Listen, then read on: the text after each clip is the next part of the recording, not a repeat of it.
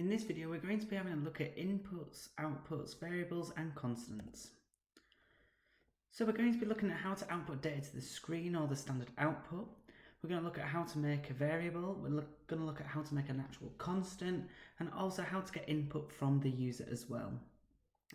Now these are very basic skills that you will require for any program, and we're also going to look at the constructs in a later video, which are the cornerstones of programming. Any program will need one or more of these skills, otherwise it's going to be a pretty static program that doesn't do a lot. So as the videos build on knowledge, we'll try and filter in some challenges that start to build up these skills to make an actual program. Now before we throw ourselves in of what outputting is, it might be wise to have a look at what an actual Java program looks like, because a lot of you may not have seen this, and I know it wasn't fully covered in my previous video. So there is a very basic application on the screen there, which just prints out the words "Hello World" to the screen for us. Now it's made up of several parts. The first part is this bit here where it says class main. This defines the class that we're using. Because Java is an object-oriented programming language, every file becomes a class, and we can use instances of those classes. Now we are going to look at object orientation further on into the series, so don't worry if you don't fully know what this means. But if you would like to do some extra reading around it, it will also be very helpful to your education. So this is our main collection. Here we then have a method, and our method is called main. And you can see it's got lots and lots of text around it. We've got public static void, main, and then we've got our parameter here, or our argument, which is an array string and it's going to be called args, which is short for arguments. And within there, we have then got system.out.println hello world. And that's where our actual program begins. So just to go over what some of these words mean. Public means that it can be accessed by anywhere in the program. Static is then when we start looking at object orientation. So for right now, this word is not going to be needed for what we're going to be using. But please be aware, when you're doing your main method generation, you have to have the static keyword there. Void means that we're not returning anything back to anywhere. So this is what we would call a procedure rather than a function, because it does not return anything. And anywhere between the curly brackets is then what goes into our program. And every line, unless it has a curly bracket on it, ends with a semicolon. So let's have a look at how to actually output data to the screen using our standard output. So, programs should always have some sort of output. This is so that the user knows what's actually happening and to get the result that they want. In Java, we use the system class to be able to output data to the standard output. So in Java, a lot of things are already organised into classes for us. And you can see that with the two lines at the bottom, we've got a system class here. And then we've got all our methods to do with out, which is our standard output. And here we're looking at using println and print. Now, there is a very subtle difference apart from the absence of ln for the bottom line. The main thing is, when we use println, the cursor will then move to the next line on our console. With just print, it will stay where it is and it doesn't add that extra carriage return for us. So anything that then gets printed out again will then go on the same line. You'll notice that we separate our methods and packages using the full stops. So this is saying, right, we're going in the system class. The dot means that inside that system class, I'm wanting specifically everything to do with outputting. And then when I do the dot again, we specifically want println or print. Let's give this a demo so that we can actually see what is happening. So here is my program. You can see I've just been practicing on the right there to get us started. And I've already made my class called outputting as well with our main method in of public static void main string args. Now you can see anything that's written in blue on here is what we call a keyword, which means that if it's not there, then if it's highlighted in blue, you cannot use that word for like variable names or anything like that. So let's have a go at actually printing something to the screen. So we do system. You can see that the IntelliSense is trying to help me out here. System.out.println, and we can go hello world, and we end it off with a semicolon. Let's click run and see what happens.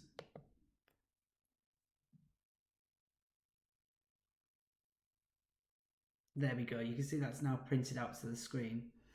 So just be aware that because we're using an online IDE for these videos to just show a unified way of using this, it might be a little bit slower than if you're using an IDE that is installed on your machine, such as IntelliJ or NetBeans that we looked at in the previous video. This is because I'm using shared resources and also it is using an online server to connect to this. Let's try adding some more lines in. So let's try the other one this time. So if I go system.out.print, and this time I'm going to put my name is Java, put a semicolon on the end, and then what I'm going to do is just underneath I'm going to make another one, but this time we'll say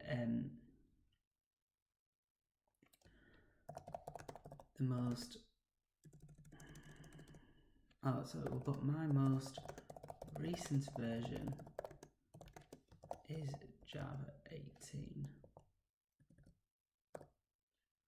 So you can see this has got word wrapping on just because I have got a bit of limited space here. So this might look a little bit weird. So instead of having 3 lines printed though, I'm actually only going to get 2, because this first line, hello world, will print on the line like it did here, and then the cursor will move to the next line. Systemout.print, my name is Java, will then print out the line, my name is Java, but it won't move the cursor down, which means the next line where it says my most recent version is Java 18, that should then show on the same line. So let's click run and we'll see what happens.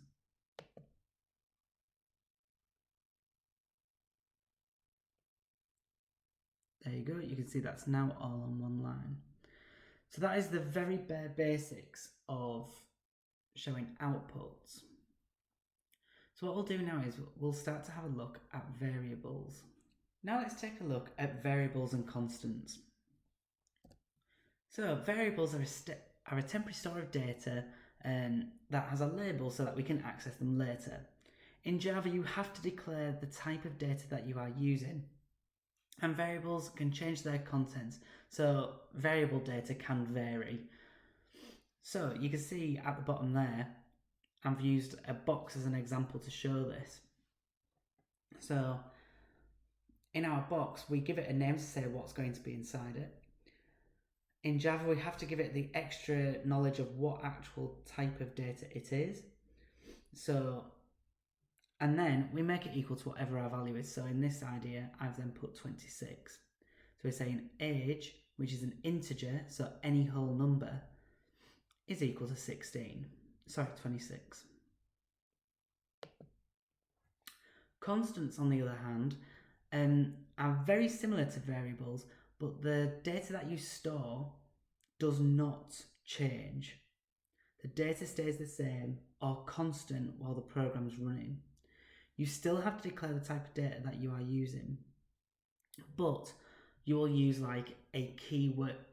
You'll use all caps to denote that it is also a constant, and we'll show an example of that as well. So let's see how this all works. So jumping back to my program, you can see I've made a new class called variables. I've got my main method in there ready. So let's make some variables. Let's say, let's do the one that we had as an example. So we can have int age equals 26. So that is a very, very simple declaration there. Let's try another one. We could have string name equals Teeland Computing. That is also another valid variable type there. Like I say, it might show up with errors a little bit delayed just because I am using that online IDE. So we can even print this out. System.out.println. We could put my name is, and we could put name, our variable, plus I am age years old.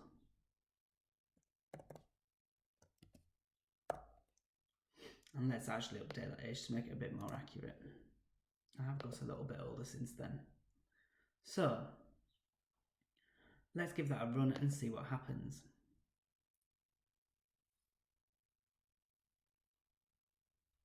There you go. My name is Teeland Computing. I am 27 years old. And you can see that goes there. We could then add a new line to say, we could say age equals age plus 5. So you can see I've changed that slightly. And notice that I don't actually have to declare the type again because I've already declared it at the top when I made the variable up. So once the variable's made, you don't need to declare the data type again and again and again. You just do it once.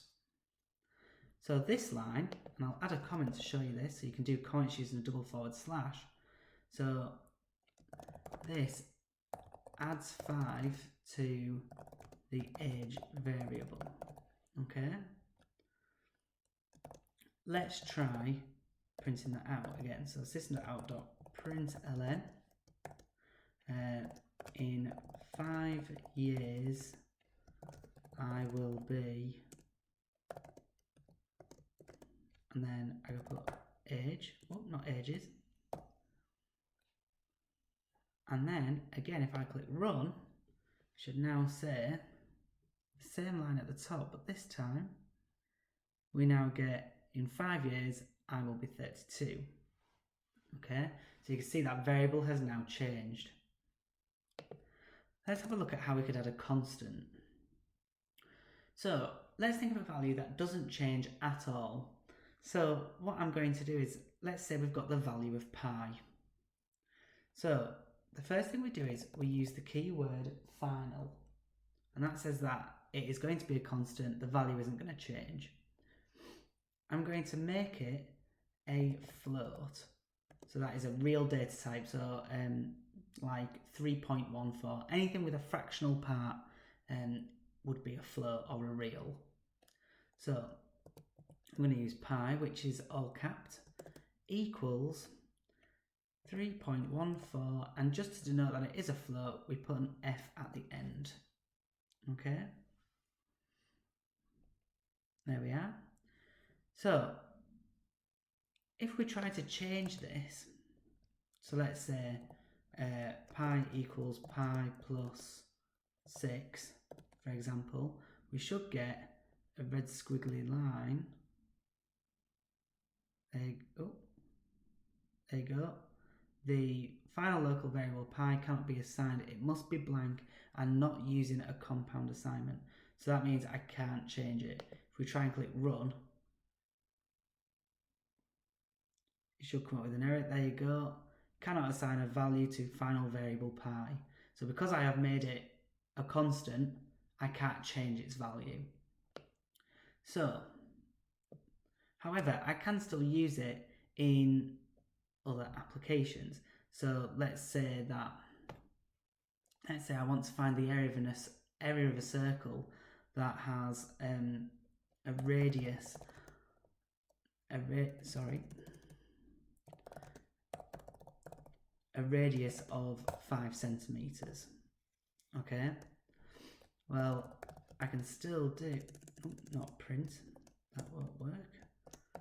System.out.println, and I could put the area of the circle is,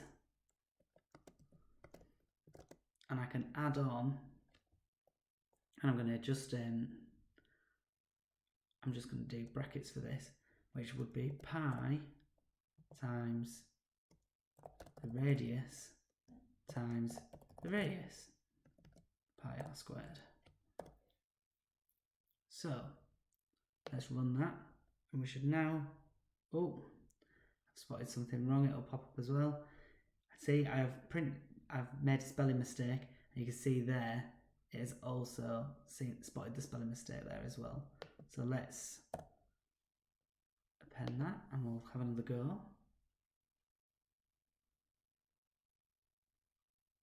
And there you go, the area of the circle will be 78.5 centimeters.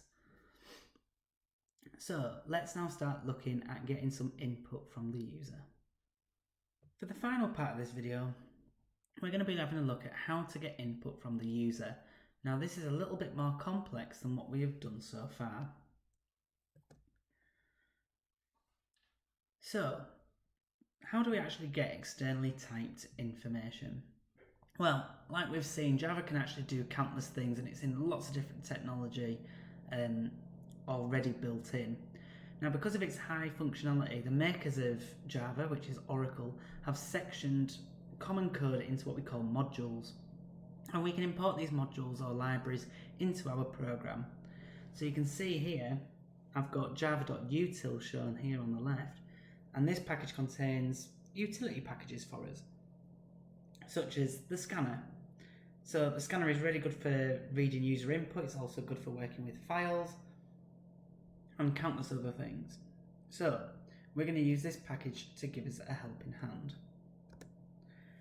Now once we've got our scanner imported to our program, and I'll show you how to do that when we demo it, we then need to look at how we actually set it up, because the scanner class needs to be initialized, and we need to make an instance of this scanner. So you can see here I've got two lines.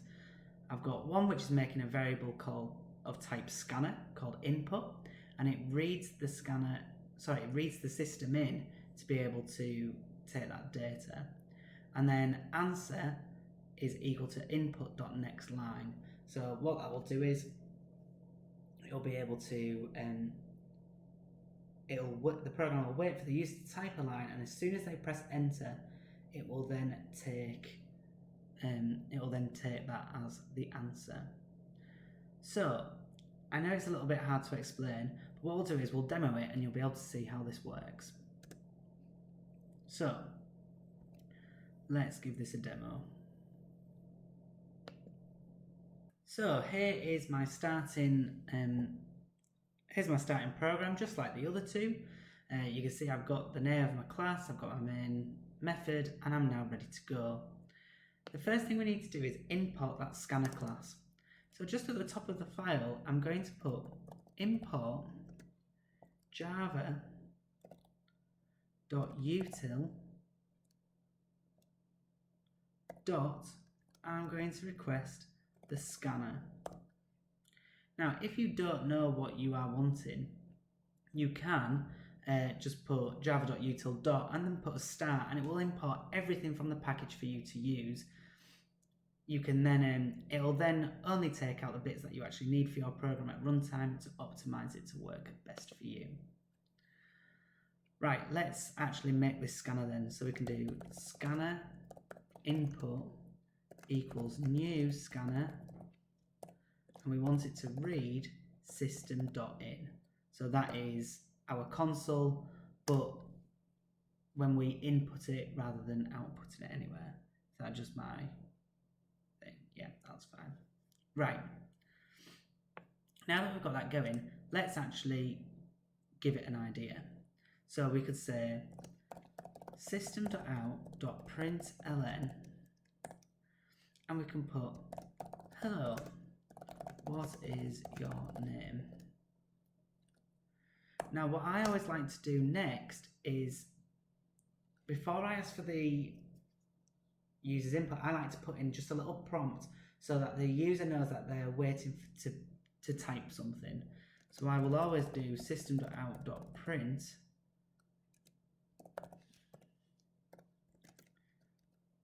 and just put a little angle bracket like that so the user knows we're waiting for input. So let's say then we want a data type of string, which is any alphanumeric text, and we're going to call it name because it's going to be appropriate. The computer's asking what your name is. We should probably store it in a variable called name, and we're going to make it equal to input dot next line, and you can see it shows up lots of helpful information as we do this. So input dot next line, and now that I've got that, let's print out the answer. So we can do system.println, and we can put hello plus name. I am Java. That's just a very simple recall. Let's give it a capital J. There we go. Right, let's run this so we can see how this looks. We do have another little warning on here. It just says resource leak input is never closed. So just to get rid of that warning, you can at the end of your program just put input.close, just like that. And then that should fix that little squiggly line. So let's click run and see what happens. So it says, hello, what is your name? You can see it's put that little chevron, it's waiting for me to type. So I can put T-Lund Computing, for example, press enter, and it puts, hello, T-Lund Computing, I am Java. So that is the very bare basics of inputting data. And you can repeat this chunk as many times to make more and more questions. Which brings me to a challenge that I have for you. So your challenge for the end of this video is to have a go at making a program that will ask a user 3 questions and output their answers in an appropriate message. So e.g., hello, what is your name? User types in T-Lund Computing. Java then types back, hello T-Lund Computing, it is nice to meet you. Now I've more or less already shown you that example. So see if you can add a few more questions and build up a small, very, very basic dialogue between yourself and the computer. Thanks for watching.